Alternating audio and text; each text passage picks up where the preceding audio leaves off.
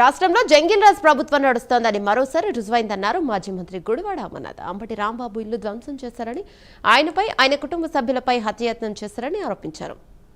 YCP ప్రభుత్వం రాగానే కర్మ తిరిగి వస్తే ఎలా ఉంటుందో అందరికీ రుచి చూపిస్తామని తెలుగుదేశం పార్టీని కూటమి నాయకులను హెచ్చరించారు.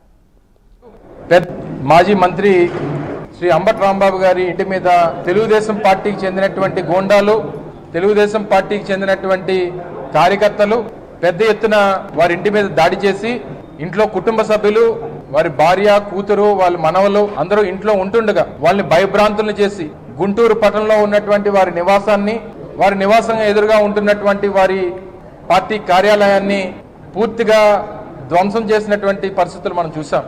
తద్వారా ఈ రోజు మనకు మరొకసారి ఈ రాష్ట్రంలో జంగిల్ రాజ్ ప్రభుత్వం తాలూకా కార్యక్రమాలు మరొకసారి రుజువు చేశారు. పార్టీ ముఖ్య నాయకుడైనటువంటి రాంబాబు గారు ఎప్పటికప్పుడు పార్టీ తాలూకా స్టాండ్ ని ఏ రోజుకి ఆ రోజు వినిపిస్తా ఉంటే చూసి ఓర్వలేక ఏదో రకంగా కేసు పెట్టాలి, ఏదో రకంగా వారిని ఇబ్బంది పెట్టాలి, ఏదో రోజు ఆయన్ని హత్య చేయాలనేటువంటి ఒక కార్యాచరణ మీరు తీసుకున్నారు. అందులో భాగంగానే ఈ రోజు జరిగినటువంటి దాడి అనేటువంటి విషయాన్ని ఈ సందర్భంగా ప్రజలందరూ కూడా తెలియజేస్తా ఉన్నారు.